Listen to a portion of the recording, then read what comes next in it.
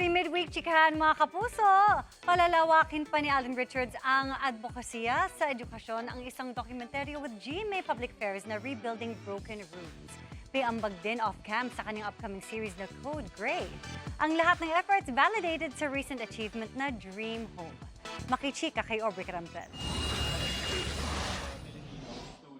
Sa gitna ng pagiging abala sa kaliwat ka ng showbiz commitments, naglaan ng oras si Asia's multimedia star Alden Richards para gawin ang isang proyektong malapit sa kanyang puso.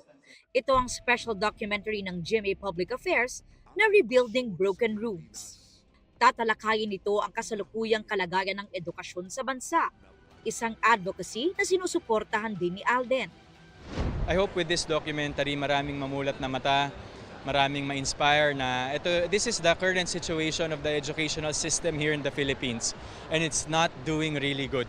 Binisita ni Alden ang ilang mga eskwelahan kung saan nakita rin nila ang sitwasyon ng mga mag-aaral sa bansa. Education should be a priority in this country. Education must not be neglected by the people in power. Ang docu ay ipalalabas na sa August 8 sa GMA. Sa kanyang pagbibidahang serye naman na Code Gray na isang medical drama, sistemang pangkalusugan ang isa sa kanilang tatalakayin. Nakipag-collaborate si Alden sa creative team para buuin ang kanyang gagampanang karakter na si Dr. Grayson Lazaro. Nagtanong lang ako, how are we gonna make this different? Ano yung tatak Grayson Lazaro na kapag pinanood nila or kapag nakita nila somewhere, ano yung tatatak kay Grayson? Parang si Grayson yan sa Code Gray. We can't wait for you guys to see it. Nakikikolab din si Alden sa TikTok kulitan with his co-stars tulad kay Faith De Silva.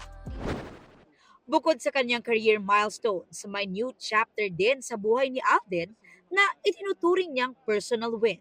Kahapon, officially moved in na ang aktor sa kanyang dream home. This is a home that I can call my own. Kasi before, inayos ko muna yung sa family ko. I think I'm able to give them a comfortable life already. Ako naman. So itong bahay na to, I'm just really proud na at least na-validate lahat ng hard work and inspires me to go further pa rin. Aubrey Carampel, updated sa showbiz happening.